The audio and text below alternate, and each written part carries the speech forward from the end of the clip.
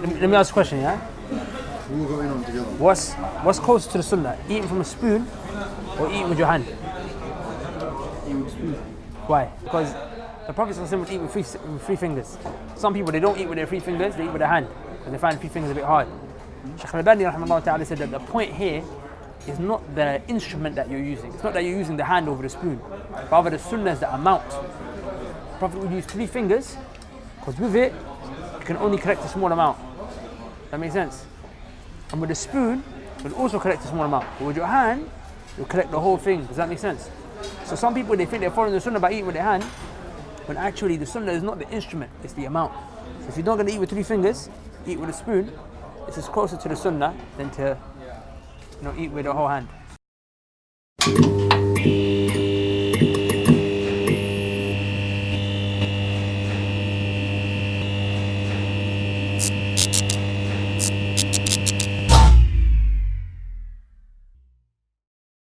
Yeah, if you look at it, man, food nowadays is one of the primary reasons due to the physical illnesses and ailments that people suffer from, and also the spiritual illnesses that people suffer from. The physical ones, everyone kind of knows. For example, heart disease, obesity, diabetes. This all comes from food, and we're seeing this as an epidemic, like the likes of which we've never seen in history before. I mean, 70% of people in America are obese. That's the majority of the population, and these statistics are from 15 years ago. Only Allah knows how much it is now. So we live in a day and age where obviously food, because of what we're eating, it's fully finishing us physically, but also spiritually it's finishing us. And a lot of people don't understand this one. This is the one that they take for granted. It's the one they're ignorant of. Because you see, the more you eat and the more you fill up your body and the more you fill it up with, the harder your heart gets. This might not make sense to some people right now, but I'll explain. The Salaf al-Salihin used to mention, for example, Imam Ahmad rahimahullah ta'ala, he said that I've never seen a man whose heart is soft and he fills up his stomach. To show you that Imam Ahmad is trying to say there's a connection between your heart being soft and your stomach being full. Now what does it mean for your heart to be soft? It means that you cry when you hear the ayat of Allah Azza wa Jal. It means you have khushu' in your salah, you're able to concentrate, you're able to stay away from sins. You're able to repent to Allah subhanahu wa ta'ala. When you do a sin, you feel it straight away. Your heart is soft, your heart is attached to Allah subhanahu wa ta'ala. But a person, he's saying, whose stomach gets full, he said, I've never seen in my life, I've never ever seen it, I've not heard of it. He's trying to say, show me a man who fills his stomach and I'll show you a man whose heart is hard. The two cannot come together. The same way you cannot be in the east and the west at the same time, you can't be here and you can't be absent at the same time, you can't be tall and you can't be short at the same time. He's saying you can't fill your stomach and have a soft heart at the same time. A heart that's affected by the deen and ibadah and so on and so forth. A heart that is preventing itself from sin. Abdullah ibn Umar radiyallahu ta'ala anhuma, he said, I have never filled my stomach once since I accepted Islam. He said, since the day I came into Islam, I never filled my stomach once. To show you that something the Sahaba would do. They would be conscious of what they put into their stomach. They wouldn't fill themselves. Why? Because they understood it's connected to the heart. Not just that. Imam Shafi'i rahimahullah ta'ala was asked, and he said, I don't think he was asked, but he said, I have not filled my stomach for the last 20 years. He said, 20 years have gone by, and I never filled my stomach. And nor did the Prophet sallallahu alaihi wasallam. And we all know the famous hadith, but we don't understand it and we don't implement it. And the Prophet sallallahu alaihi wasallam, he said, ما ملأ آدمي وعاء شرا من بطن بحسب ابن آدم أكلات يقمن صلبه. The Prophet sallallahu alaihi wasallam said that there is not a vessel that is filled up worse than the stomach. The humans don't fill up a vessel. Like this is a vessel, right? Fill it up. That cup is a vessel, fill it up, right? There is nothing that is filled up that is worse than the stomach. Meaning the Prophet said, we abuse our stomach, we fill it up with too much stuff, too much bad stuff. And then he said, بِحَسْبِ ابْنِ آدَمٍ, it would have been enough for the child of Adam, meaning it would have been enough for the human being, akalatun, that he would eat, yuqimna sulbahu, that he would eat that which will cause his back to be straight. Why? Because when you're hungry and you're starving, your spine your stomach kind of gives way, and your stomach, your body kind of curls, your posture kind of curls, because you're hungry, your stomach's in pain, right? So when the Prophet is saying enough to eat to make your back go firm. And what is that? What is enough to make your back go firm? The poet, he said that even eating a dry bread even eating bread that's dry, is enough to take your hunger away. If a person's starving, if you're starving, all you need is a dry bread. The same way a meal in which you've got so many different things, ice creams and this and that and this and that, all these different things, is eventually what's going to happen? At the end of the day, it's going to do what? It's going to take your hunger away, right? If all you wanted was your hunger to be taken away, dry, stale bread would have done the same. So even eating that is enough to make your back go straight. And then the Prophet ﷺ said, فَإِنْ كَانَتْ لَا مَحَالَةَ. But actually, if the person's not able to do this, if this is not possible, and you're going to end up eating more, and the Prophet ﷺ said, فَثُلُثٌ لِطَعَامِهِ وَثُلُثٌ لِشَرَابِهِ وَثُلُثٌ لِنَفَسِهِ.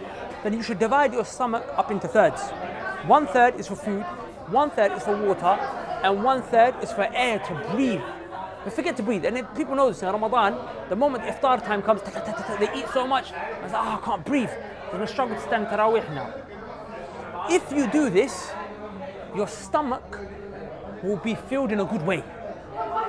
It will be filled in a good way, and that will immediately have an effect on your heart. And this is one of the wisdoms behind fasting. Because when you fast, what happens? You make your body weak and you give strength to your heart. You give strength to your heart. This is why in the month of Ramadan, because the people are eating less, everyone's seeing, right? And this is a tangible, practical example that no one can deny. In the month of Ramadan, do people when they fast, do they not sin less? Automatically, the people are sinning less. The sinning is less, the music is less, the zina is less, all the sins are less. Even if you ask the sinners, listen to music, say, not in Ramadan. People who are rappers will tell you, and they're Muslim, they'll tell you, no music in Ramadan. They won't go to the cinema in Ramadan. Where is all this coming from? Why? They don't know what the month of Ramadan has an effect suddenly. One of the reasons is because they're not eating as much. But the people who find themselves still sinning in the month of Ramadan is why? Because they eat a lot. Does that make sense? So there's a direct connection between what you eat and the effect it has on your heart. Wallahi, you will see your sins decrease, you will see your sins drop so much, and you'll feel your ibadah, your heart being affected so much if you just control what you eat and eat a third. And I just want to mention, inshallah ta'ala, two practical tips to help you eat less. And me personally, I've benefited from these a lot. One tip, inshallah ta'ala, is to eat and share your food. And this is from the sunnah of the Prophet sallallahu alaihi wasallam. That there's barakah when you eat with other people. There's barakah. The food might not necessarily fill me on my own, but it will fill me when there's two of us. And this is from Allah subhanahu wa ta'ala. And barakah is the ability to do more with less. So there's less food, but if I share it with you now, suddenly it's more. Does that make sense? So to eat and share your food with people, because you won't overeat. In fact, you'll eat a small amount, but you will both be full because Allah will place barakah in there. That's number one, to eat food with others. Number two is to eat slowly. And I'll tell you why eating slowly helps. Psychologically, you see, the stomach, it takes a while to tell the brain I'm full.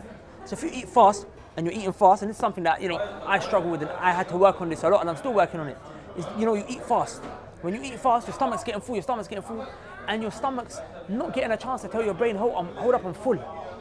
And at the end of the day, you realize, oh my days, I've overeaten. And suddenly you think to yourself, how could I have overeaten? Where did that come from? Have you ever had a meal where at the end of it, you're like, subhanAllah, I didn't realize I ate so much. The reason is because you were eating fast, and suddenly what happened? Your stomach got full, and it never got a chance to tell your brain, slow down. But if you're eating slow, your stomach is communicating to your brain, hey, listen, you're getting full now, and then you'll stop. And that's why, again, iftar time, Ramadan, people who eat fast, they end up overeating, and then they don't realize, and they're not able to stand in tarawih. That's the second tip, right? Is to eat slow. And the third tip, I'll tell you a third tip as well. Sorry, a third tip, is when you have food on your plate, only take small portions on your plate. And I'll tell you why, because they've done another study where they actually blindfolded people, and they made them eat a plate of food that was full. And when the people were blindfolded and they couldn't actually see the food, they ended up eating less. And when they took the blindfold off and they gave them the same plate of food, and the same person, they ended up finishing the whole plate, or eating more at least. To show you that there was an effect between what you can eat, so what you can see, and what your stomach can actually fill. So what they said was, as long as the food's on your plate, you will be deceived and fooled into thinking that you're still full, you're still hungry, and you still want to eat it. You still eat it. Because what are you doing? You're not looking at your stomach, but rather you're looking at the plate. But if you eradicate what you see, your stomach, you focus on it more. And you isolate what your stomach is saying, and again, your stomach has a chance to tell your brain, hey, listen, we're full. Because right now, the stomach might be saying, oh, I'm full, but the plate, what you're saying, when you're looking with your eyes, is saying, whoa, there's still food to be eaten here. Does that make sense? So the way to overcome that, I'm not saying eat blindfolded, but instead of going in, to the buffet and just loading up the plate or putting bare things on a plate, put a little bit. If at the end of it you eat it and you still feel hungry, no problem, go back more and get a little bit. Every time just get a little bit, get a little bit, get a little bit. You'll find that you will fill yourself up much faster than if you loaded up a plate and just fully kind of just finish it. Does that make sense? So those would be my 3 advices: to share your food, eat with others, number 1. Number 2, to eat slowly. 20 chews is what they say, to chew your food 20 times before you swallow. Each bite, chew it 20 times before you swallow. Number 3, don't put too much on a plate, because the more that's on your plate, the more you're going to end up eating. Does that make sense? Even we've been like so culturally and society kind of like wise programmed to, make sure you finish the plate and clean everything on the plate, right? No problem. That's good. Don't waste the food. But also don't put on the plate more than you can actually eat. And if we do this, wallahi, you'll see health physically what we're after. Physical health, alhamdulillah. Losing weight like crazy. Not just that, you'll also at your heart, man, you'll see your iman increase and the sins will stop and you'll be affected by ibadah. Brothers and sisters, I need your attention for just 1 minute. Our brothers around the world, they need help. Some of them, if they don't get food and water to drink, they are going to die. And then there's others, like those who are back home, who live on the same streets as us. And if they don't get help in terms of spiritual help, they might lose their faith. Now, both those whose lives are in danger and whose faith are in danger, they both need to be helped. But I want to explain to you the repercussions of not helping both of them. You see, if you don't help those who are suffering when it comes to starvation, at least when they will die Muslims. And all that they will leave, or all that they will lose at the end, is their life of this world.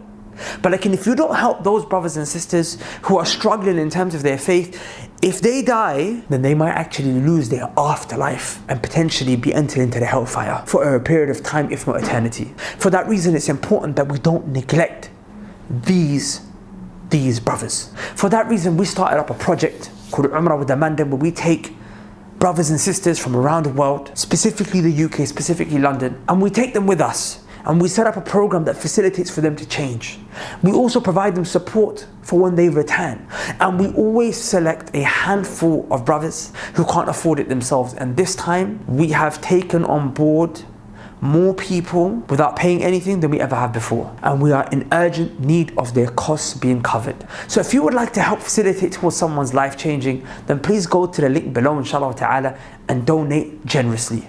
Remember, if they change their life, then you're actually helping them, inshallah ta'ala, be a part of saving their afterlife. And in terms of reward, then any good that they do from this point onwards, if they change because of your donation and you're sincere, then you're going to get all that reward as well. So on the Day of Judgment, you get this mountain of good deeds, prayers, charity, fasts, all this stuff that you've never done. But why did it come your way? Because you facilitated with Allah's permission for someone to make change. And then when he changed, he or she did all of these things. And now that reward is all on your scales on a Day of Judgment. So please, brothers and sisters, be as generous as you can. Go to the link below, donate like crazy. Barakallahu feek. Assalamu alaikum wa rahmatullahi wa barakatuhu.